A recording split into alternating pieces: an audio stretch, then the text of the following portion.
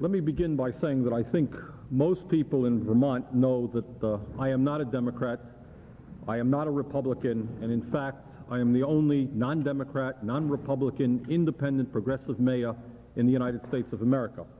And in fact, the city of Burlington is the only strong three-party city in the United States. And that's a fact that I am extremely proud of, because as I've said for many years, I happen not to believe that within the framework of the two-party system, the Democratic Party and the Republican Party, that we're going to be able to bring about the real changes in this country that are needed to benefit the vast majority of our people.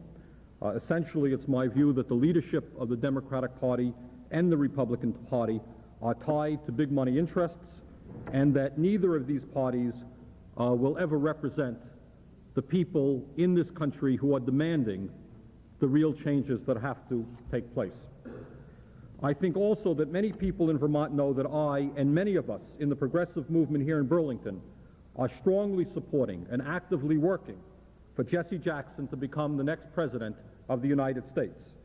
We are supporting Jackson because he uniquely and alone of the major party candidates has shown the courage to tackle the most important and basic issues facing working class America: poor people, elderly people, environmentalists, peace activists, women, and America's minorities.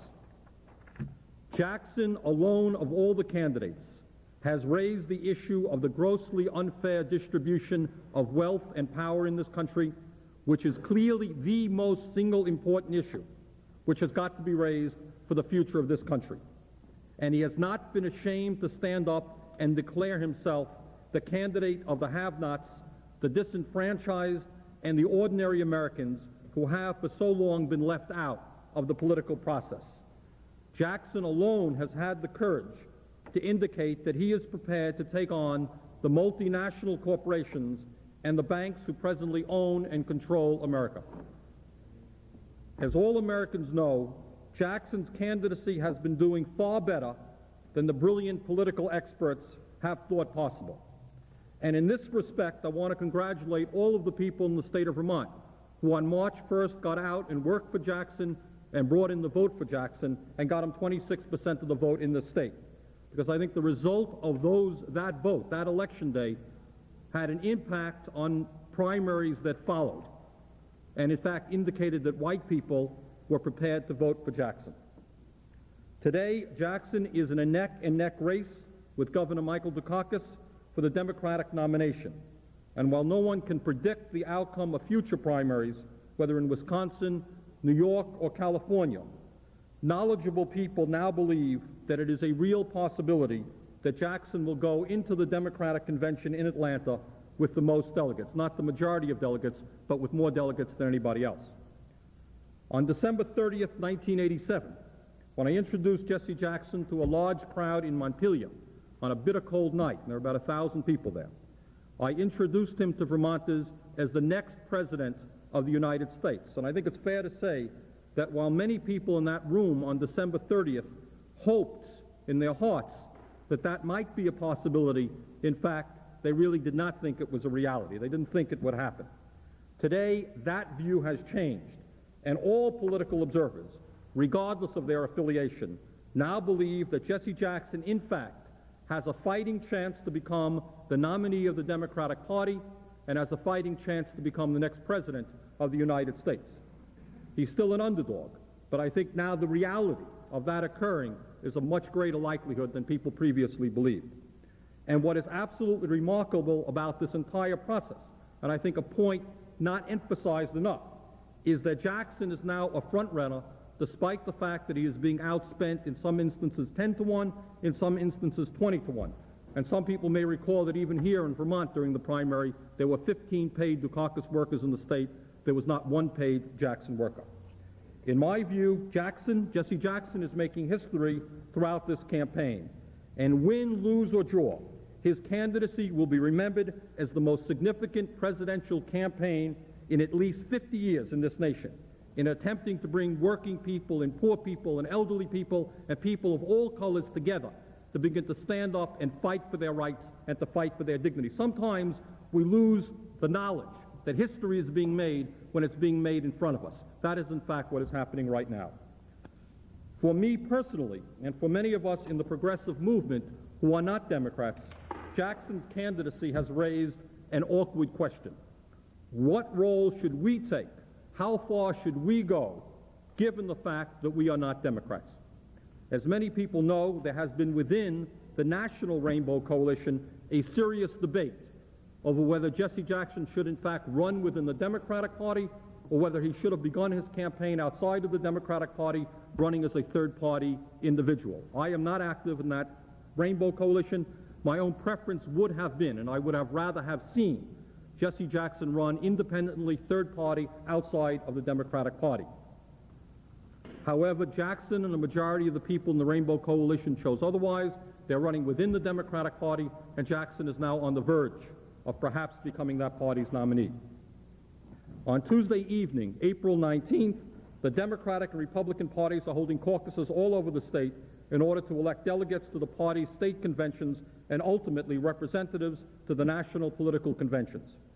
As someone who is not a Democrat or a Republican, I personally have never attended a caucus of either major political party. I am announcing today, however, that I and many of us within the progressive movement here in Burlington, and I hope and expect elsewhere throughout the state of Vermont, will be attending the Democratic caucuses that will be held on April 19th. While we are not members of the Democratic Party, we are strongly supporting Jackson's historic candidacy and have got to do everything in our power to see that he wins that party's nomination. Clearly, in a convention which may come down to a few votes in Atlanta, it would be irresponsible for us not to do our best to attend these caucuses, to elect the delegates, and to give Jackson as much strength and as many votes as he can have in that convention. My understanding is that in addition to the 5 already determined statewide delegates, there are 14 delegate positions that will be decided upon throughout that Democratic caucus process. My hope is that as many Jackson supporters all over the state of Vermont, including people in the Progressive Coalition, people of progressive mind all over the state, will come out to these caucuses, will work as hard as they can, and will get as many of those 14 delegates as possible for Jesse Jackson. Thank you. Questions? A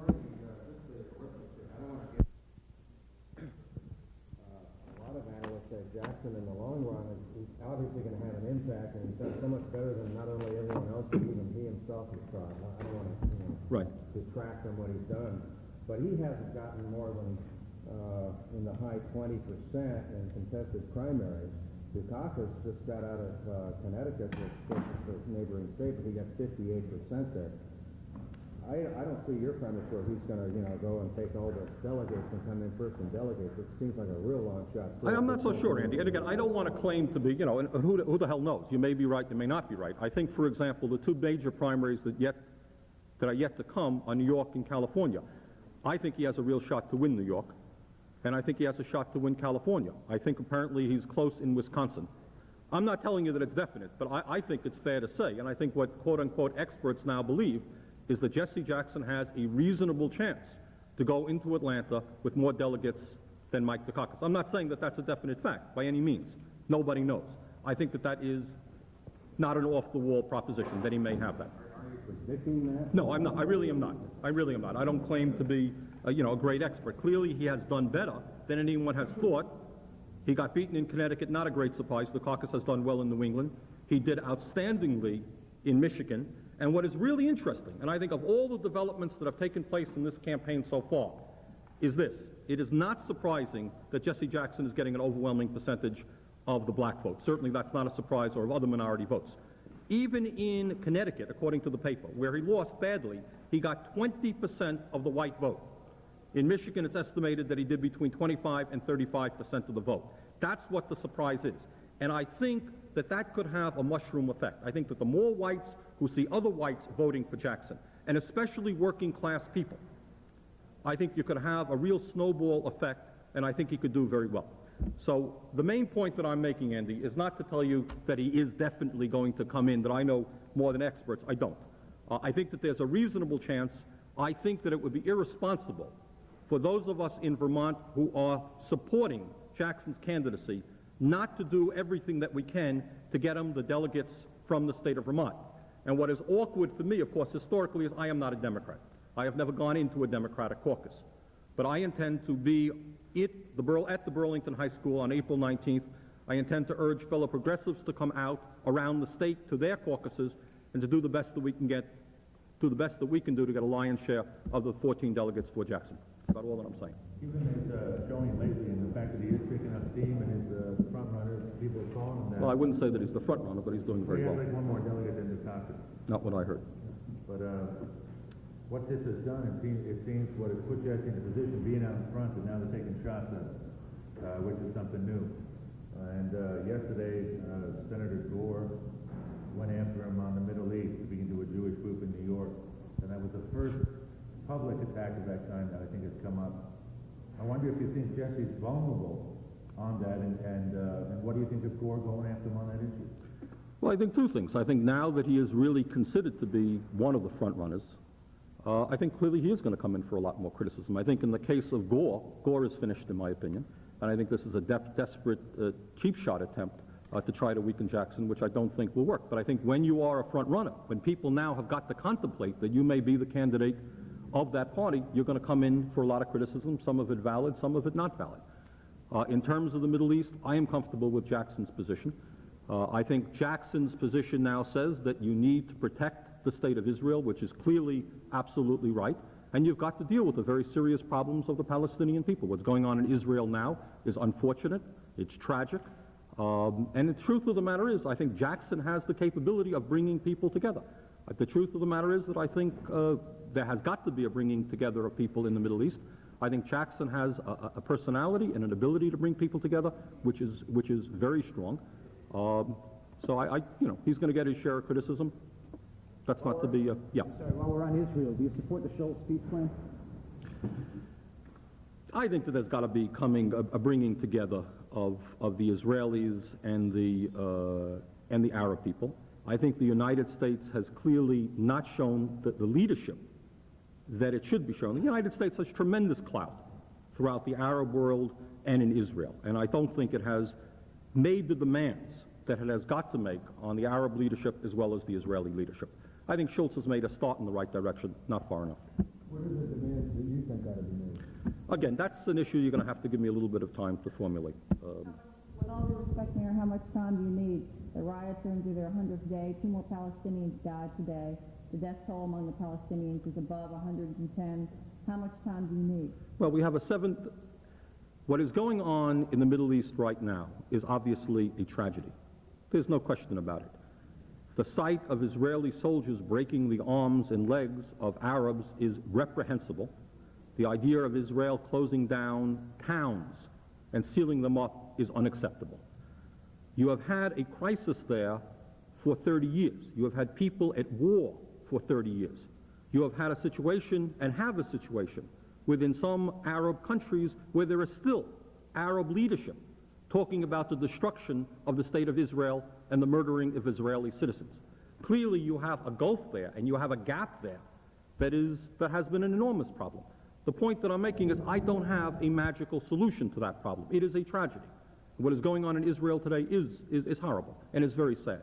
What has got to happen is Arab states. Let's not forget the role of Jordan and King Hussein. You know, sometimes we concentrate on Israel. You still have an autocracy there. You have a king. You have got to bring together the Arab states, and the United States has that capability. We are pouring billions of dollars in arms into Arab countries. We have the clout to demand that they and Israel, who we are also heavily financing, begin to sit down and work out a sensible solution to the problem which will guarantee the existence of the state of Israel and which will also protect Palestinian rights. I mean, to be very honest with you, I don't have a magical solution to that tragedy which has been going on for 30 years that other people, don't have also. You don't have any preliminary recommendations for incentives to get them negotiating? The preliminary recommendation that I have is that the United States of America is pouring billions of dollars into arms and to other type of aid in the Middle East. Has the United States of America used its clout, the tremendous clout that it has by providing all kinds of aid into the Middle East, to demand that these countries begin to sit down and talk about a reasonable settlement which will guarantee Israel's sovereignty, which must be guaranteed, but which will begin to deal with the rights of Palestinian refugees. That's the demand that I would make. Is that a call for sanctions? No, it is not. Can you give us all more specifics about what you mean? No, I think I've given you enough that I can give you today. I mean, it's a fair question, but there are 50 fair questions. You haven't asked me a question as to what we are going to do about the fact that this year there will be 100 million people perhaps starving to death in the world today.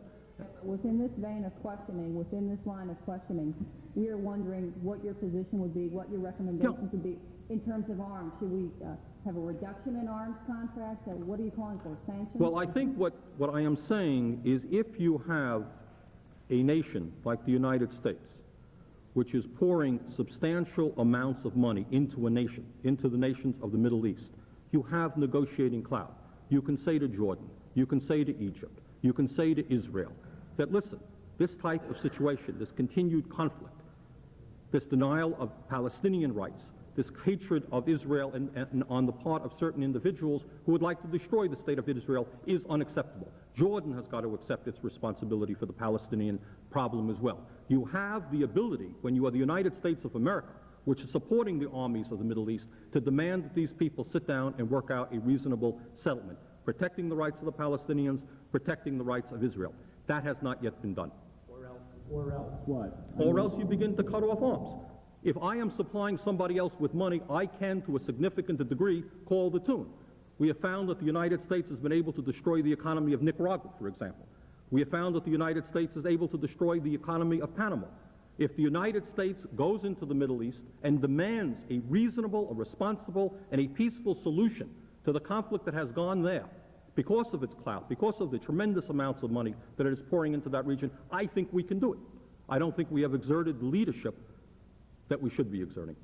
Well, that raises an interesting question about Nicaragua and about other countries around the world where we always have a lot to say about human rights and human rights violations, and yet we haven't even seen more than an eyebrow raised in Washington over what's been going on in Israel. And as you pointed out, you see people nightly on the news being beat up with rocks. And what about that? Aren't those human rights violations? It is an absolute disgrace. It goes without saying. Soldiers of any nation, especially an occupying power, are not allowed under any moral code to break the arms and legs of people. That is absolutely unacceptable, period, and that type of behavior must be condemned.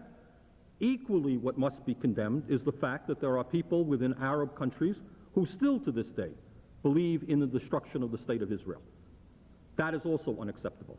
The United States has got to play a leadership role in what is a morass, what has been year after year, war after year, war of conflict. I mean, what I'm here to suggest is I don't know any magical solutions, except to say that I think that the United States has not taken the leadership role that it should be taking in that region. But Mayor, if you're in Congress, you could be part of that leadership that would make a decision, and what would you do? As we said, the situation has been protracted. I think I've said as much as, let me just tell you that in general, during this course of this campaign, we'll be making detailed statements as best as I can do. What I've told you today is that I deplore the type of activity that is going on in Israel. I deplore the hatred that exists among certain Arab leaders, that in fact there's going to have to be a coming together if the people of Israel and the Arab countries are going to survive. I don't have a magic formula to the solution. The United States should be exerting far more clout than it is presently. It has the power to demand that certain changes take place on the part of the Arabs and on part of the Israelis, and we have not used that clout. I think Schultz is beginning the process. I would suggest that we go further. Is there anything that bothers you about Jesse Jackson? Yes. I mean, there are things that bother me about every human being in the world. Jesse Jackson is not a messiah. And I think if one were to look at the issues that Jackson is raising, if one were to look at the kind of support, what is most exciting about Jackson's campaign, and to me really what politics is about, is who are you representing? Who is behind you? You know, there are some people, for example, who will criticize Jackson and say, and Gore made the statement, I think, the other day, Jackson has never held an elected position. What will he do when he's president? I don't see that as an important issue. I think anybody who is as smart as Jesse Jackson, and he's, in fact, in my judgment, a brilliant person, has the capabilities of bringing behind you the brightest people you can find to help you formulate the policies that you're developing, okay? And I think Jackson certainly has that capability. What is most important about Jackson's candidacy is, for the first time that I can remember, certainly in my lifetime, a candidate is running for President of the United States who is talking to poor people, who is talking to working people and elderly people and women and peace activists, who is part of a movement for social change. Now, once you have that momentum, once you have those people behind you, then you have the strength to make policy. Okay? What is it you don't like about Jackson? I don't, you know, what do I not like about Jackson? It doesn't bother you that he doesn't have any national experience? That is, I don't think, a significant point. I don't want to get into, I mean, you know, Jackson is not a perfect human being. Certainly, the expression, the statement that he made, Hymietown a year ago, was an unacceptable statement. You know, the man is not a perfect human being. But by and large, I should say this, that I am far more enthusiastic about Jackson's presidential campaign than I have been about any major party campaign in my lifetime. Do you have any problem with the fact that he's a Christian minister and of a reverend being the president of the United States? No, I really don't. I think, on the contrary, what excites me is that if you understand that in the South, that's where a lot of black people are. They're within the church movement. And that's where Martin Luther King came. I mean, I think one might be able to make the same criticism of Martin Luther King, who was also a Baptist minister. In the South, that's where the black leadership often comes from. And again, the exciting thing about Jackson's campaign is that this is a guy who comes from the grassroots. We say, well, this guy has never been a senator, he's never been a congressman or a mayor or a governor. That's right. But he has been in the streets. He has put his life on the line, fighting not only for the legal rights, the moral rights of black people, but of all working people. This guy has had the guts to be where the action is. He's been on the picket line with strikers. He's been in demonstrations. He has put his life on the line dozens of different times. And I think one of the things, to be honest with you, that I think is impressing people all over the country, and people say, well, why is Jackson doing so well? I think aside from his political views, where he is touching the nerve of this nation in beginning to speak about issues that other candidates shy away from, about who owns America. The other issue, I think, the other reason I think that people are responding to him is they appreciate the courage of this guy. He started out with nothing, with no money, a black man attempting to get elected in a system which has never in a million years thought to elect a black person. And I think people are impressed with his courage, with his dynamism, with his willingness to articulate issues that are relevant to the disenfranchised, the poor people. 50% of the people in America have given up on the political process. They don't even vote. Who talks about those people? Who talks about them? Mike Dukakis talk about them? Gephardt talk about them? They're non-human beings. They're not part of the political process. And one of the interesting points, you know, people are talking about, if Jackson gets the nomination, can he win? Well, who knows? And I think what the experts are saying is, yeah, the conservative whites are going to desert him, which is perhaps true. But the interesting question, in fact, the most interesting question that modern American politics has ever seen, and will see, is will the 50% of the poor people, the working people, who are now not participating in the political process, who have given up, can Jackson get some of those people to jump in and say, you know, for the first time in my life, I'm poor, I got nothing, I can't pay my phone bill, I can't pay my health care bills, I'm going to vote because Jesse Jackson is standing up for my rights. Can he begin to get to those people? I think he can. So while in fact he may end up losing some conservative white votes, some racist white votes, I think there is a real chance that he could do what Mondale couldn't do in a million years, is that is to bring millions and millions of poor people and working people into the political arena who in the past never participated. That's the interesting question. He's the best of the bunch in your view, but there must be something you don't like about him. And Enrique, respond to the question, just say so. Okay, I would choose not to. I mean, I've given you the best answer. Yeah, Andy? Pardon me? I didn't hear. Yeah, bringing this home a little bit, the notion of you going to a local Democratic caucus and rubbing elbows with the likes of Esther Chevelle and Mark Kaplan is Yes, kind of strange feeling, right. Does this represent some kind of milestone in your political career? No, it doesn't, Andy, and I'm glad you asked that question, and I've tried to articulate that as clearly as I could. Okay, it is awkward. I freely admit, it is awkward for me to walk into a Democratic Party caucus. Believe me, it is awkward. And it's taken a little bit of thinking on my part before I, and I think other progressives, have been prepared to make that statement. But we're caught in the bind. We see an historical moment here where we see a candidate who is the strongest candidate that working people and poor people have ever had. Okay? We have already participated in the process. We asked people to come out on March 1st and to vote for Jackson.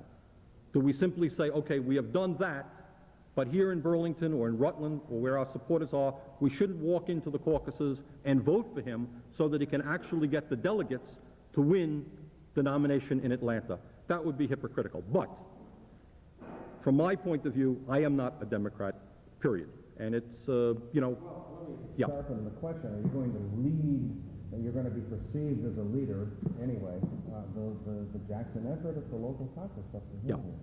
right.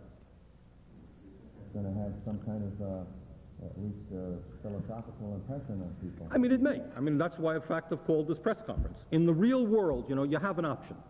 It would have been totally logical and consistent for me and other people in the progressive movement to say, you know what, we're not Democrats, we're not going to participate. That would be a logical and reasonable statement to make. We're going to sit this one out. It doesn't matter whether Jackson does well in Vermont or not. That would have been a reasonable, rational statement to make. I think to have done that would be a tragic mistake. Something of historical importance is happening right now. My preference would have been that Jackson run as a third-party person. That my enthusiasm would have been significantly greater. He has chosen not to do that. So the options that we have are to stay outside of the process, not do everything that we can to seize this historical moment and elect the guy who might be the best president that this country has had in the 20th century. We could sit it out, or we can get involved. Politics is a funny thing, You could be rigid. You can say, hey, I'm not a Democrat, I'm not participating. You could do that. I think that that would be a mistake. And I think when you're in politics, when you're dealing with life and death issues of what's going to happen to this state and to this nation, you've got to be fluid. You've got to be flexible. At this particular moment, I think it is right and proper for progressives to play as strong a role as they could play in doing everything they can to get votes for Jesse Jackson.